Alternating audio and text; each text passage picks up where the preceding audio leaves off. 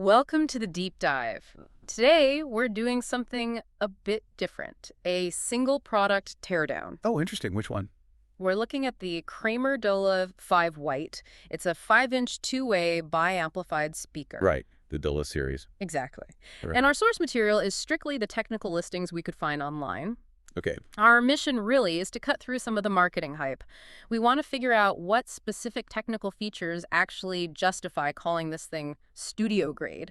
That term gets thrown around a lot. It really does. And yeah, when you see studio grade, you should immediately be thinking precision. It's less about, just sounding good and more about sounding accurate. Accurate, unbiased. Exactly.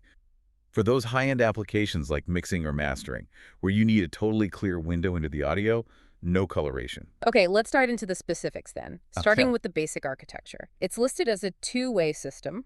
Standard stuff there. We've got a 5.25-inch fiberglass cone woofer, that's for the lows and mids, and then a 1-inch neodymium soft dome tweeter for the highs. Yeah, typical configuration for this size. Fiberglass cone is a good choice for stiffness and responsiveness. But the really interesting part, I think, is the power delivery. It's explicitly called bi-amplified. Ah, yes. That is key for studio monitors. Biamplification means clean separation. L7? Well, it means the woofer and the tweeter each get their own dedicated amplifier channel. They're powered independently. Okay. So power going to the woofer doesn't interfere with the power going to the tweeter, and vice versa. This really helps prevent, say, heavy bass notes from muddying up the high-frequency details. It keeps things clean. Got it. And the total power is listed as 50 watts RMS, driven by a Class AB amplifier. Right, 50 watts RMS total. And Class AB, that's a very common, well-regarded choice for studio monitors. Why is that? Why Class AB specifically? Well, Class AB amplifiers are kind of the classic choice. They offer great balance, really good audio fidelity, low noise, low distortion. They're generally considered more transparent maybe than some of the more efficient Class D designs you sometimes see. Dependable for critical listening. Okay, that makes sense. Now, here's a technical detail from the listing that made me pause. It specifies the power breakdown. Right. Yeah, it says 30 watts for the tweeter and 30 watts for the woofer. 30 plus 30. Right, but the total system power is listed as 50 watts RMS. So 30 plus 30 is 60. Wireless 50 watts total. Ah, okay. That's a very telling detail. Oh. That points directly towards that studio grade claim, actually. Wow. It's about headroom. By putting in amps theoretically capable of 60 watts, total 30 for each driver, but then limiting the continuous output to 50 watts RMS, they're building in a safety margin. Headroom. Yeah. Meaning the speaker can handle sudden peaks in the music, those sharp transients like a snare drum hit, without the amplifier clipping or distorting. There's extra power capacity on tap for those moments. It ensures a fast, clean, undistorted response, even when pushed a bit. Okay, I see. So the excess capacity is like insurance against distortion on those sharp sounds. That makes perfect sense. Precisely. It's a deliberate engineering choice for accuracy under dynamic conditions. All right, moving to the acoustic performance numbers. Frequency response is listed as 55 hertz to 20 kilohertz. Yes, but the crucial part there is the tolerance listed with it. Does it say Jeff 3 dB? It does, yes. Yeah. 55 hertz to 20 kilohertz at 3 dB. Okay, that's the important bit. That 3 dB is the industry standard tolerance for a reasonably slat, accurate response.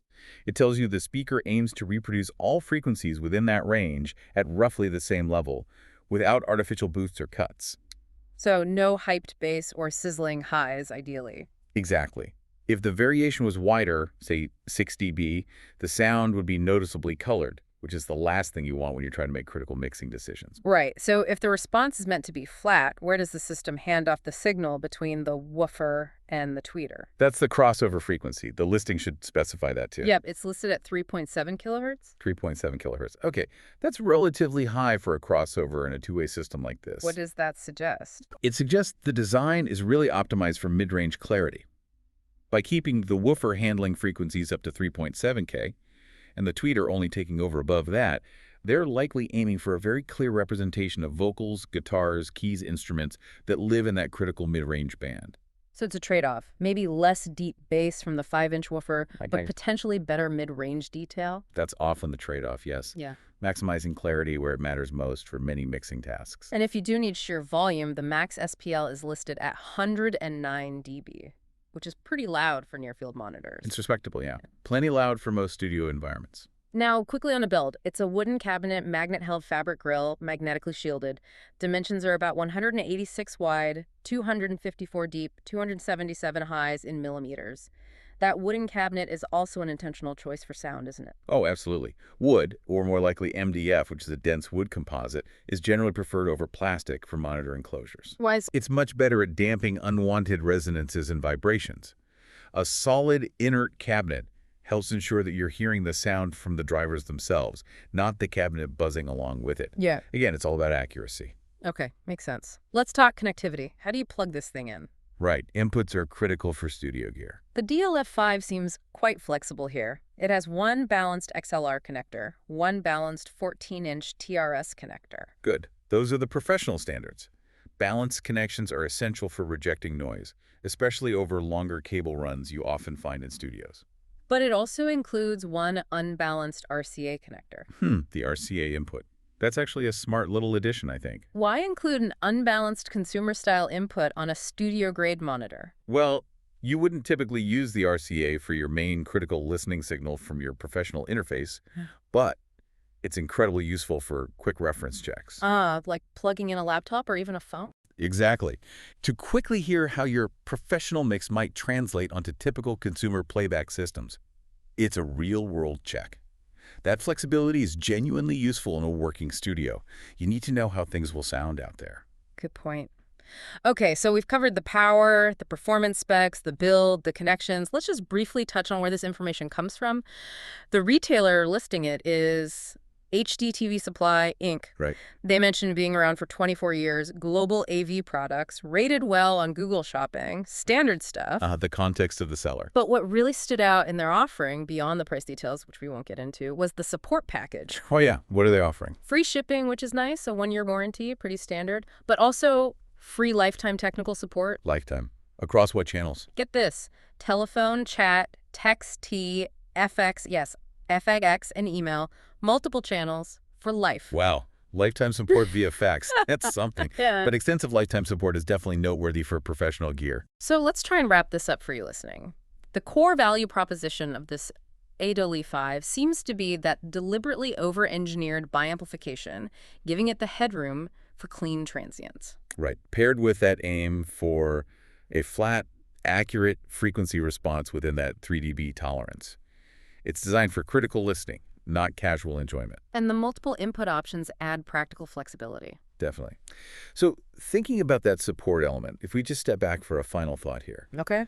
Considering that the retailer, HDTV Supply, is offering such comprehensive multi-channel lifetime tech support for what is ultimately a single speaker. What might that level of commitment imply? What are you thinking? Well, what does it suggest about maybe the expected complexity or perhaps the long-term integration challenges of using truly studio-grade components like this effectively within a professional setup? It suggests this isn't just plug-and-play consumer gear. It implies this is equipment intended for demanding long-haul use, where ongoing expert setup advice and troubleshooting might actually be necessary to really get the most out of its precise capabilities over its lifespan. Something maybe for you to consider when you look at the support offered with your pro audio gear.